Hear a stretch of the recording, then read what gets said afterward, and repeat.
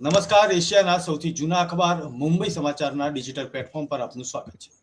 મિત્રો, વિજ્ઞાન અને અંધશ્રદ્ધા આ બંનેની ચર્ચાઓ અત્યારે હાલ ગુજરાતમાં તો ચાલી રહી છે, કારણ કે વિજ્ઞાન જાથા અને તેના ચેરમેન જયંતભાઈ પંડ્યાએ છેલ્લા 37 વર્ષથી અંધશ્રદ્ધા નિવારણનું કામ કરી રહ્યા છે. પરંતુ અચાનક તેમણે 2 દિવસ પહેલા જે વાત કરી તેનાથી એવું લાગી રહ્યું છે કે શું ત્યાર પછી વિજ્ઞાન જાથા કામ જ નહીં કરે, અથવા તો અત્યાર સુધી જે 37 વર્ષની સફર રહી છે તેમાં કેટલા ભુવાઓનો અને અંધશ્રદ્ધા જેવા કેસોનો પર્દાફાશ કર્યો છે, કેટલી તકલીફ પડી અને કોનો સહકાર મળ્યો, આ તમામ બાબતે મારી સાથે વિજ્ઞાન જાથાના ચેરમેન જયંતભાઈ પંડ્યા જોડાયેલા છે. સર, સ્વાગત છે આપનું. હાજી, યસ સર, મુંબઈ સમાચારના દર્શકોને આજે વિજ્ઞાન જાથા વિશે સમજાવવું છે, જાણવું છે. દર્શકોને જાણવાનું એટલા માટે રસ છે કે છેલ્લા 37 વર્ષની સફર અને અચાનક આપે જે એક મીડિયા બાઇટ આપી અને નિર્ણય કર્યો કે બસ હવે આ દિવસ પછી અમે આ નહીં કરીએ, કામ સમેટી લઈશું, એ ચર્ચા પછી કરીશું. પહેલા તો 37 વર્ષની સફર વિશે જાણવું છે કે શરૂઆત કેમ કરવી પડી હતી, શરૂઆતમાં કઈ તકલીફ પડી હતી, ક્યારથી શરૂઆત થઈ? અમે સૌપ્રથમ ભારત સરકાર દ્વારા વિજ્ઞાન યાત્રા નીકળતી હતી, ભારત યાત્રા નીકળતી હતી. ટ્રેન મારફત બધા જે સ્ટેશને ઊભી રહી ત્યાં વિદ્યાર્થીઓ અને જાગૃતો ટ્રેનની અંદર જે વિજ્ઞાનની ઉપલબ્ધિઓ છે એની બધી સંશોધનો છે એની વાત કરવામાં આવતી હતી. ત્યાર પછી રાજકોટ કલેક્ટર કચેરીમાં 1992માં આની વિધિવત રચના થઈ અને આખી કામગીરી આરંભી. શરૂઆતમાં વડાપ્રધાનની હાજરીમાં વિજ્ઞાન ભવનમાં દિલ્હીની અંદર અમારું પ્રતિનિધિત્વ હતું અને 400 જિલ્લામાં વૈજ્ઞાનિકોએ કીધું કે ભાઈ યુવાન મિત્રો આમાં જોડાય અને જુદી જુદી થીમ હેઠળ કામ કરે. ખેતી, પર્યાવરણ, પ્રદૂષણ, શૌચાલય, પછી અંધવિશ્વાસ સામે કામ, આ બધી વસ્તુ અમને ધ્યાનમાં મૂકી અને પોતાના વિસ્તારમાં કામ કરે અને અમે અંધવિશ્વાસ સામે જાગૃતિ માટેનું કામ ઉપાડ્યું હતું.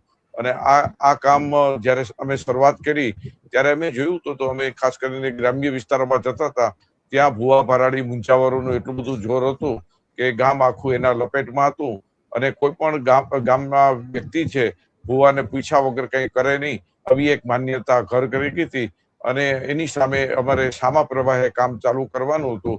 એટલે શરૂઆતમાં તો ખૂબ કઠિન હતું, પણ સરકારી તંત્ર છે અમને ખૂબ જ સહકાર આપ્યો અને અમે કામગીરી આરંભી કરી.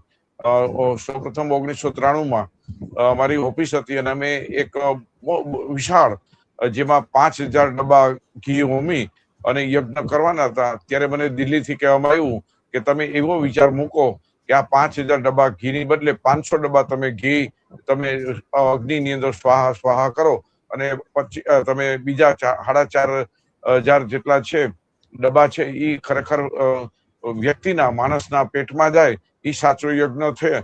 આવી એક અમે વિચારધારા મૂક્યું. ત્યારે ગુજરાતના ગૃહ સચિવ હતા, વર્મા સાહેબ હતા, ખૂબ સારા હતા.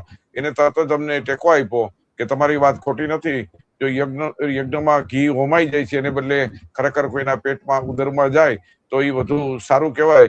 અને ત્યારે સ્થાપિત હિતોને ગમ્યું નહીં અને મારા ઉપર પેલો હુમલો 1993માં થયો. અમારી 500 વ્યક્તિ આવ્યા અને ઓફિસની નીચે ઉભા હતા. મારે ઓફિસ હતી અને મારે આવી અને ટોળું આવી અને મારો કાંઠલો પકડ્યો, અંદર બહાર નીકળવાનું ખેંચતા હતા. એ દરમિયાનમાં બીજા માણસો હતા, મારી ઓફિસનો ટેબલ, ખુરશી, બોર્ડ વગેરે પેલા માળેથી નીચે ઘા કર્યો બધું. અને મને એ દરમિયાનમાં પોલીસને ખબર પડી જતા પોલીસના વાહનો આવી ગયા અને હું બચી ગયો. અને અમારું જે ઝુંબેશ હતી લોકોને ગળે ઉતરી ગઈ અને ખાસ કરીને મીડિયા જગતે અમને ખૂબ સહકાર આપ્યો અને એને એટલું લાગ્યું કે વાત તો ખોટી નથી. અને ત્યાર પછી આયોજકોને એવી ફરજ બની કે ભાઈ હવે પછી આવા મોટા યજ્ઞ છે, આટલા ઘી 5000 ડબ્બા હોમાઈ જાય, એથી પછી આખા અત્યાર સુધીમાં પહેલી વહેલી સફળતા એ મળી કે પછી આવો પ્રકારનો કોઈ યજ્ઞ મોટો 5000 ઘી ડબ્બા હોમાય એવો હજી સુધી અને જાહેરાત કરી, બંધની જાહેરાત કરી. હું મુંબઈ સમાચારના દર્શકોને એટલા માટે કે આ એક વિજ્ઞાન અભિગમ દ્રષ્ટિકોણનો વિષય હતો અને એમ કહેવામાં આવ્યું કે જો કોઈ પણ રાષ્ટ્ર છે એ વિજ્ઞાન અભિગમ દ્રષ્ટિકોણ રાખે, તર્કને પ્રાધાન્ય આપશે અને પુરુષાર્થ કરશે ને તો એ દેશ છે એ હરણફાળ પ્રગતિ કરશે. અને એ નેજા નીચે અમે કામ ચાલુ કર્યું. અમારા ચેરમેન પ્રોફેસર યશપાલ હતા, એને કીધું કે તમને ત્યારે સરકાર તરફથી પૂરતી સહાય મળતી હતી અને કોઈ પણ જગ્યાએ કે ફંડ ફાળા કરવાનું કેવું તો હતું જ નહીં. અને અમને અમારું કાર્ય છે ખૂબ આગળ વધતું હતું. આ બધી પરિસ્થિતિની અંદર અમે જોયું કે આ કામ ખૂબ કઠિન છે, જેવા તેવાનું કામ નથી. અને પછી અનેક અડચણો, કારણ કે કોઈ પણ તમે બાબત સાચી વાત કરો અને લોકોને તમે આરોગ્ય ઉપર ધ્યાન રાખવાનું કહો, જૂની માન્યતાઓ ઉપરનું કહો, ડામ આપવાની પ્રથા હતી.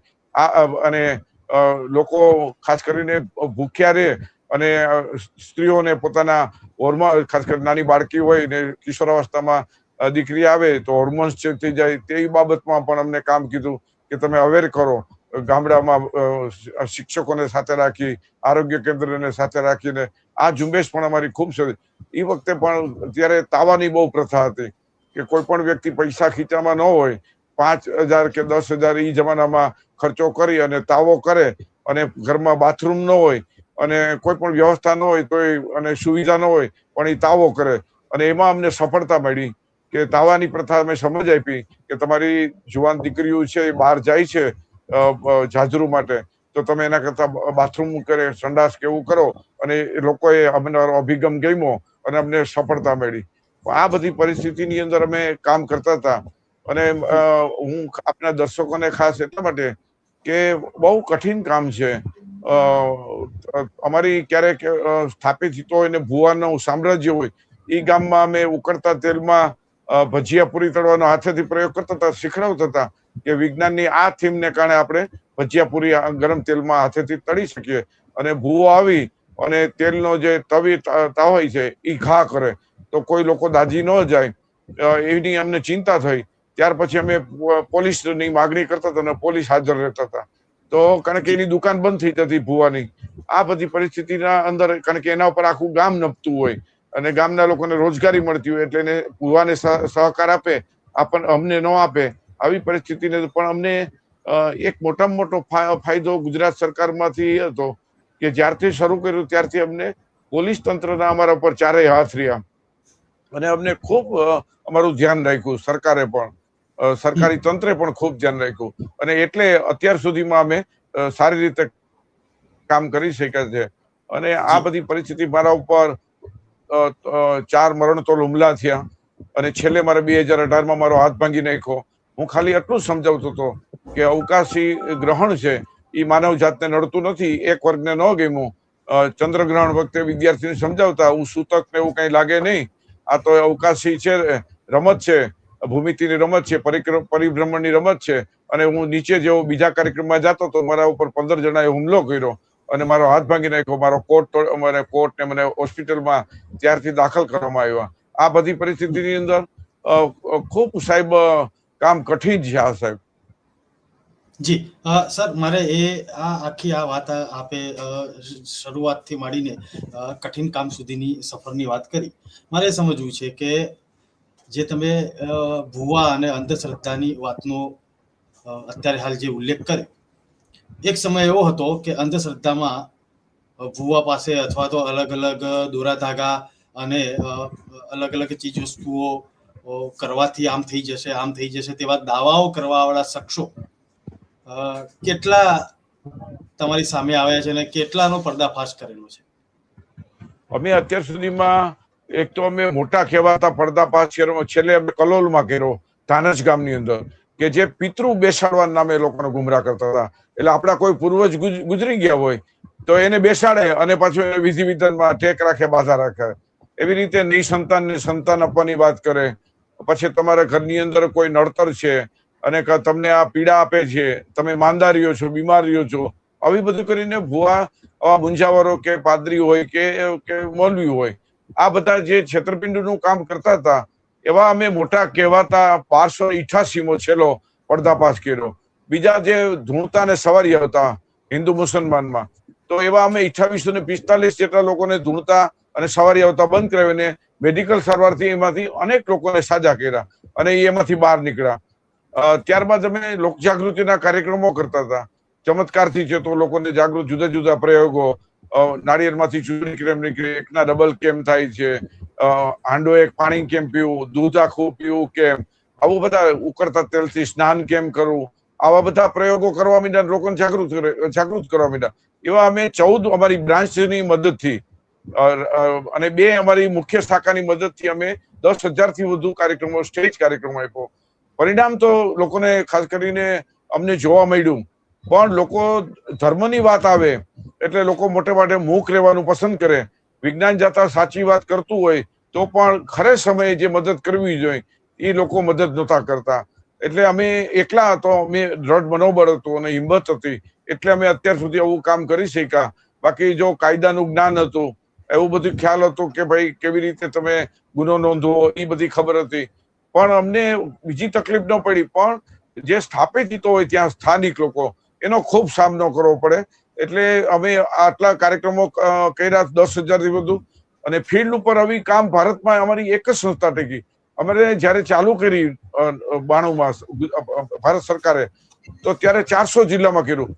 પછી કેવું તકલીફ થઈ, બધા ત્યાં જે તે રાજ્યની અંદર જે કામ કરતા હતા ને આવા ધર્મની આડની અંદર માથાભારે શખ્સો હતા, એ બધા ધમકી મારીને કોઈ તો તમંચો લઈને જાય અને બોર્ડ ઉતરાવી નાખે અને બંધ કરવાનું કહેતા તો બંધ. એમાંથી છેલ્લે ગુજરાતની એક જ સંસ્થા અમારી એકમ છે, એ જ ચાલુ રહ્યું. બાકીનું બધાએ પોતાનું મોત ન આવે અને પોતે અપંગ ન થઈ જાય એના માટે બધાએ પોતે આ પ્રવૃત્તિ હંકેલી લીધી. અને ખાસ કરીને આવા સ્થાપિત હિતોનો વિજય થયો. અને અમારી જે વિજ્ઞાનના માનવતાવાદી માણસો હતા એમાંથી અમારી એક જ સંસ્થા અત્યાર સુધી કામ કરી, બાકીની બધી સંસ્થા બંધ થઈ ગઈ. જી જયંતભાઈ, મારે એ સમજવું છે કે બાકીની બધી સંસ્થા બંધ થઈ ગઈ અને ગુજરાતની આ રાજકોટ ખાતે આવેલી સંસ્થા આપના દ્વારા સતત 37 વર્ષથી ચાલુ હતી. ગુજરાતના કેટલા જિલ્લાઓ સુધી તમારી વાત પહોંચી છે? અમે એક તો અમારે છે ને આખા રાજ્યની અંદર બધા પોલીસ તાલીમ ભવન, SRP કેન્દ્રો, જેલોમાં અમારા તમામ જિલ્લામાં મારો કાર્યક્રમ ન બન્યો એવું બન્યું છે. આદિવાસી વિસ્તાર સહિત 33 જિલ્લામાં મારા કાર્યક્રમો થયા છે, પડદાફાશ થયા છે. એમાં હિન્દુ, મુસલમાન, ક્રિશ્ચિયન ક્યારેય આ સંસ્થા પર એવો ડાઘ નથી રાખ્યો કે જાતિવાદ, કોમવાદ રાખે છે, એવો આજ સુધી અમારી સંસ્થા પર કોઈ વ્યક્તિ 100 કે 500 રૂપિયાનો કોઈ પાસેથી પૈસા લીધા એવો પણ કોઈ નામ કે દાખલો આપી ન શકે. એટલું પ્રમાણિક પણ અમારે આખી ટીમે કામ કર્યું. અમારા સદસ્યો પર પણ એક પણ પ્રકારનો ડાઘ નહીં. આવી બધી પ્રવૃત્તિ, કઠિન પ્રવૃત્તિ અને સામા પ્રવાહની પ્રવૃત્તિ, અને આજે પણ ડાકણ પ્રથા એટલી પ્રચલિત કે ઈ ડામવા માટે અમારે ખૂબ કરતું, કારણ કે વ્યક્તિને મારી નાખે. હમણાં સાબરકાંઠા જિલ્લામાં અમે છેવાડા ગામમાં ગયા, વિજયનગર તાલુકાનું હતું, તો ત્યાં ખાલી ડાકણની શંકા એક વ્યક્તિને ત્યાં સ્થળ ઉપર મારી નાખ્યા. અમદાવાદ પછી એને છેલ્લો શ્વાસ લીધો અને 2 વ્યક્તિ ગંભીર હતા, માત્ર ડાકણ, એનો કોઈ પુરાવો નથી હોતો. તો હજી કુપ્રથા આવી છે અને આવી કુપ્રથા નાબૂદ કરવામાં બહુ ટીમવર્ક જોઈ અને તમારે એમાં સાહસિકતા જોઈ. અને અમે બધા મિત્રોએ સાહસિકતા રાખીને કામ કર્યું. પણ છતાં પણ અમે આટલું તો કામ કરી શક્યા એ પોલીસ તંત્રની મદદથી. એનો અમને ખૂબ આનંદ છે. અને આ કામ કોઈ અમારા અનુગામી તરીકે અમે પછી વાત કરું છું કે અમે તૈયાર ટીમ, અમે ઘણા ટાઈમથી અમે વિચાર કરતા હતા કે ભાઈ મારા અનુગામી અમે અધિવેશન કરીએ કે ભાઈ તમે હવે કોઈ પ્રમુખ થઈ જાઓ રાજ્યના અને તમે કામગીરી સંભાળો, એટલે તમે તૈયાર થઈ જાઓ. આ કામ જો ધર્મ સાથે જોડાયેલી હોય, જો એક બોલવામાં જો સ્લીપ થઈ જાય તો પણ તમારું આવી બને, તમને ધ્યાન ન રાખો તો પણ તમારા નરિયા નીકળી જાય. આવી પરિસ્થિતિમાં કામ કરવા માટે અમારા કોઈ મિત્રો છે, એટલા બધા આખા ગુજરાતમાં 500 થી વધુ અમારા કાર્યકરો, સદસ્યો, કોઈ આવી ચળવળમાં મુખ્ય માટે તૈયાર ન થયા. એ અમને આજની તારીખમાં દુઃખ છે. જી પંડ્યા સાહેબ, બીજી એક વાત એટલા માટે પૂછવી જરૂરી છે કે આપની આખી સંસ્થા અને 500 થી વધુ કાર્યકર્તાઓ અલગ અલગ જગ્યાએથી જ્યારે આ માહિતી આવતી હશે ત્યારે કોઈ એક કેસનો એક દાખલો નાનકડો ટૂંકમાં બતાવો છે કે કઈ રીતે કામગીરી કરતા હતા, શરૂઆત કેવી રીતે કરો? અમે છે ને કોઈ પણ વ્યક્તિ અમારી પાસે પીડિત વ્યક્તિઓ આવે ને એટલે અમે ખરાઈ કરી. અમે જ્યાં સ્થાનિક માણસને તાત્કાલિક મોકલી કે મંગળવાર, ગુરુવાર કે બુધવાર જે દિવસે હોય તે દી દોરા ધક્કા કરે છે કે કઈ રીતે કરે છે એની રીત બધી જાણી લેતા. કેમેરા છુપ્યા હતા અમારી પાસે. તો એ બધા અમે પુરાવા લઈને અમે પછી વિડીયોગ્રાફી કરીને પછી અમે અને એને કોઈ પણ લેવડ દેવડ કરી હોય એ પણ અમે આપતા અને એ બધું પુરાવા તરીકે રાખીને પછી એના ઉપર પોલીસની મદદ લઈ અને પછી મોટા ભાગે શરણાગતિ સ્વીકારતા, કારણ કે એ બધાને ખ્યાલ હોય કે જાથાની આ માણસો અગાઉ આવી ગયા હોય, પુરાવો લઈને જ કરતા હોય છે, એટલે કબૂલાતનામું પહેલા અમે કેસ કરતા, પછી કોર્ટની તારીખ ઉભો થતી, ત્યાં અમારા કાર્યકરો પર હુમલો થયો, પછી અમે કબૂલાતનામું અને માફી પત્ર લઈ અને અટકાયતી પગલાની કરાવી પોલીસ પાસે અને કાર્યવાહી અમે ગુનો નોંધવાનું બંધ કર્યું. કારણમાં એક જ હતું કે આપણી ન્યાય પ્રથા ખૂબ વિલંબને કારણે કાર્યકરોને તકલીફ પડતી હતી અને હુમલા થતા હતા, એટલે પછી અમે 2-3 વર્ષ ચાલુ રાખ્યું. પછી અમે કબૂલાતનામું અને પોલીસને અટકાયતી પગલાના પત્ર આપીને અમે માંડવાળ કરતા હતા. જી, એક સવાલ એ પણ છે કે આ તો રહી વાત અંધશ્રદ્ધાની, ભુવાની, પરંતુ તમે એટલે કે વિજ્ઞાન જાથા અને જયંત પંડ્યાએ તો ધર્મગુરુઓને પણ ચેલેન્જ આપેલી છે. એટલા માટે ધર્મગુરુઓ માની લ્યો કે હવે તમને આશ્ચર્ય થાય, જુનાગઢના એક ધર્મગુરુની પદ માટે 8-8 કરોડ બોલે. કેટલા બોલે? હવે તમે વિચાર કરો કે ઈ ધર્મનું પદ મેળવવા માટે 8 કરોડ રૂપિયાના ભાવ બોલાતા હોય તો ધર્મ શ્રદ્ધાળુ ઉપર કેટલો ઘાતક નીવડે છે. એની એટલી શ્રદ્ધાળુ લોકો ઉપર તમે જુઓ તો એની જિંદગી સાથે ખિલવાડ થતો હોય છે. આવી બધું ધર્મગુરુઓ કોઈ ખોટું કરતા હોય, માની લ્યો અને અમારા ધ્યાનમાં આવ્યું હોય તો અમે સાચી વાત અમે બે ધડક મૂકી શક્યા હોય, ત્યાં જઈને અમે કાર્યક્રમો આપ્યા હોય, વિરોધ પ્રદર્શિત કર્યા હોય. આવી કામ છે. અમને યાદ છે કે અમે હવે કાર્યક્રમ જતો હોય તો રસ્તામાં અમારા પર હુમલા થયા, પણ અમે અમારા પોતાના સ્વ બચાવના સાધનો રાખ્યા હોય એટલે અમના પર કોઈ અમને એટેક કરી નહોતા શકતા. પણ ખૂબ સાહેબ આ પ્રવૃત્તિ છે ને, તમે જુઓ ને, ધર્માંતતા એટલી બધી છે કે માણસ કચડી નાખે, એમ કે માથે પગ મૂકીને કચડી નાખે, એટલા જનૂનપૂર્વક એમ કે કરતા હોય છે. અને એનો હજી અમને અંદાજ નથી આવતો. અને ખાસ કરીને નિસંતાન સ્ત્રીઓ ઉપર બળાત્કાર થતા હોય ત્યારે અમારું હૃદય દ્રવી ઉઠે. ભુવા, ભરાડી, મુંજાવરો, ફકીરો, ત્યારે અમને એમ થાય કે આપણી પ્રથા એવી છે કે 3-4 વર્ષ દીકરો સંતાન ન થાય તો ઘરના લોકો જે વહુ હોય એને પરેશાન કરતા હોય, એટલે આવા તાંત્રિક ને આવા ભુવાના ભોગ બનતી હોય છે અને અમે હિંમત આપીને ફરિયાદ કરાવતા હોય છે. એમાં પણ સમાજનો, એના પરિવારનો એટલો બધો સામનો કરવો પડે છે. આ બધી પરિસ્થિતિની અંદર અમે પોતે જાણીએ છીએ કે ક્યારેક ફરી જાય, સૃષ્ટિ વિરુદ્ધનું કૃત્ય કર્યું હોય તો ફરિયાદીને જે તે વ્યક્તિ ફરી એને મોટી રકમની પૈસા મળી જતા હતા. સૃષ્ટિ વિરુદ્ધ કૃત્યમાં 35 જેટલા કર્યા, પછી અમને ખબર પડી કે આ તો મોટી કોર્ટમાં જઈને સમાધાન કરી લે છે, કેસ પાછો ખેંચી લે છે અને મોટી રકમ લઈ લે છે. પછી અમે જાહેરાત કરી કે અમે સૃષ્ટિ વિરુદ્ધના કોઈ પણ આંદોલન કરશું નહીં, એમ કરીને અમે એમાંથી નીકળી ગયા. કારણ કે પછી અમને એમ થાય કે ભવિષ્યમાં આપણા પર આક્ષેપ થાય તો, એટલે એ અમને ત્યાંથી અમે વળાંક લઈ લીધો અને પછી અમે સૃષ્ટિ વિરુદ્ધના કોઈ પણ આંદોલન કરતા નહીં. પણ કારણ કે આવા જે ભોગ બનેલા ને મોટી, એટલે કઈ નાની નહીં, મોટી રકમ પ્રલોભન મળતું હતું સ્વીકૃત કરી અને કોર્ટની અંદર સમાધાન અમને ખબર પણ ન હોય. આવી પરિસ્થિતિની અંદર અમને જાથાની અંદર અમારા ટીમને ખૂબ અમારે સહન કરવું પડ્યું છે, જાણવા મળ્યું છે અને આમાં અમે તૈયાર પણ એટલા જ થયા છીએ. જી પંડ્યા સાહેબ, બીજી એક વાત છે કે આ આખી જ્યારે વાત ચાલુ હોય અને વિજ્ઞાન જાથા બંધ થવાની છે તેવી વાત જ્યારે જાહેર થઈ હોય ત્યારે અત્યારે હાલ બીજો કોઈ વર્ગ ખુશ હોય ના હોય, પરંતુ એવી ચર્ચા થઈ રહી છે કે અંધશ્રદ્ધા ફેલાવનાર તત્વો અને ભુવાઓ અત્યારે હાલ ખુશ છે કે અમારી દુકાન હવે ચાલશે. એટલા માટે અમે છે ને 6 મહિના પહેલા અમે બધા ગાંધીનગર અમે ભેગા થયા અને આ વાત અમારી ડીજીપી ની હાજરીમાં જે તે વખતે થઈ હતી અને અમે કીધું કે અમે એમને ડીજીપી એ ચિંતા વ્યક્ત કરી કે જયંતભાઈ તમે અનુગામી તમે મુક્તા કરતા જાઓ તમે, અને એના માટે તમે તૈયારી કરો. તો અમે બધા મીટિંગ કરી હતી, પણ અમારા ઉપપ્રમુખ ને બધા મિત્રો હતા, એમને કીધું કે આ કામ ખૂબ કઠિન છે, એટલે કોઈ તૈયાર નહોતું થતું. એટલે ત્યારે બધાએ પછી એમ નક્કી કર્યું કે આ કામ જોખમી છે અને કાયદાકીય તજજ્ઞ હોય તો જ કરી શકાય અને હિંમત પેલી જોઈ છે. અને કારણ કે તમારે જે તે વિસ્તારમાં જવાનું છે, અહીંથી 400 કિલોમીટર દૂર જવાનું છે, આદિવાસી વિસ્તારમાં જવાનું છે, વાપી જવાનું છે અને ત્યાં આપણા કોઈ ન હોય અને એની વચ્ચે જઈને પર્દાફાશ કરવાનો છે, એનો ખુલ્લો કરવાનો છે. આવું કઠિન કામ હોય એટલે તૈયાર ન થયા અને અમે બધાએ નક્કી કર્યું કે આપણે હાથે જ બોર્ડ ઉતારી લઈ અને પ્રવૃત્તિ બંધ કરી દઈ એટલે ભવિષ્યમાં આપણી સંસ્થાને કોઈ દી હજી સુધી ડાઘ નથી લાગ્યો. હું આપને મુંબઈ સમાચારના દર્શક મિત્રોને અમારા ઉપર એક જાથા ઉપર એક પણ કેસ નથી, એક પણ લોકોએ અમારી લાગણી દુભાવી એવી અરજી પણ નથી કરી. આટલી અમારી વિશ્વસનીયતા છે. અમે વિના કારણ કોઈને કંઈ કહેતા જ નથી. હા, અમને જે સાચું લાગે અને સુસંગત હોય એમાં અચકાણા પણ નથી. જે સત્ય તો બોલ્યા જઈશું, પછી જે કઈ પરિસ્થિતિનો સામનો થાય. વડોદરામાં અમે સાંઢણી ઘી પીતી હતું સવારના પૂરમાં, આખું ગતકડું ઊભું કર્યું હતું, તો અમારે સામનો કરવાનો થયો.